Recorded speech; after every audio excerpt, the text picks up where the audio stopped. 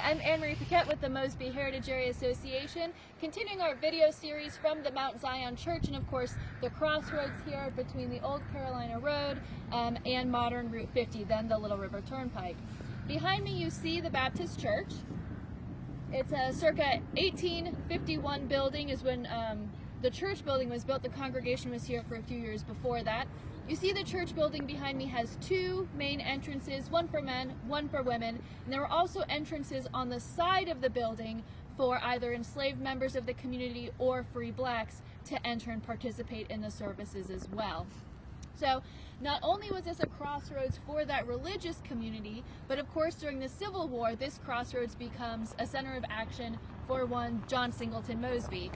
In fact, his first ever raid, January 26th of 1863, was staged here before, of course, they moved on to their raiding point near Fairfax County. During the next several years, there were many points of action here at the crossroads. Of course, the Battle of Aldie, many other skirmishes. One of the better known encounters was, of course, the one on July 6th of 1864, and that was between Major Forbes, and he had Massachusetts, 2nd Massachusetts, and 13 New Yorkers with him, 13th New York with him. And they were trying to outfox John Mosby's 43rd.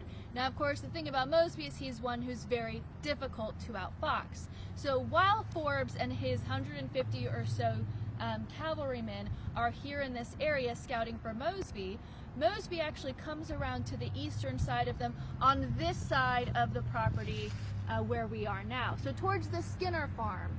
It's hard to see now, but the property is still intact. So Forbes' men, they've dismounted. It's the early evening. They're getting their horses watered. They're taking a rest. And that's, of course, when Mosby presents himself. Now, with him, he doesn't only have his about 150 Rangers with him. He also has a mountain howitzer, which he's going to use to great effect in this encounter. While the Federalists are regrouping, when Forbes sees Mosby, he has them form into two ranks and begin firing. Mosby responds by only firing one round from the mountain howitzer. Now, the aim is off.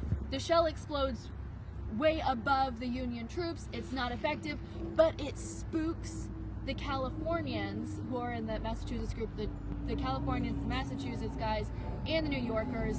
It spooks them good. Their horses are not used to artillery fire, and the units start breaking down. Mosby takes advantage of this, and of course uses that opportunity to run his Rangers into the melee. Now, as they break, they're going to move westwards, right outside of the Mount Zion Church here, where several dozen men from the California regiments are going to form up again and try and mount a resistance.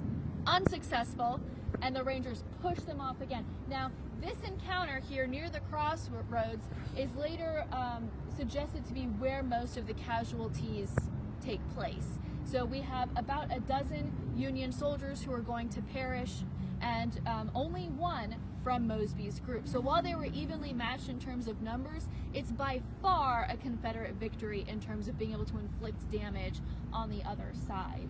And as we're going to see, there are several soldiers that were buried here at the Mount Zion Church, and all during that night, on the evening of the 6th and into the 7th, we know that there are operations going on, there are amputations. At the Skinner House, they've erected a temporary hospital.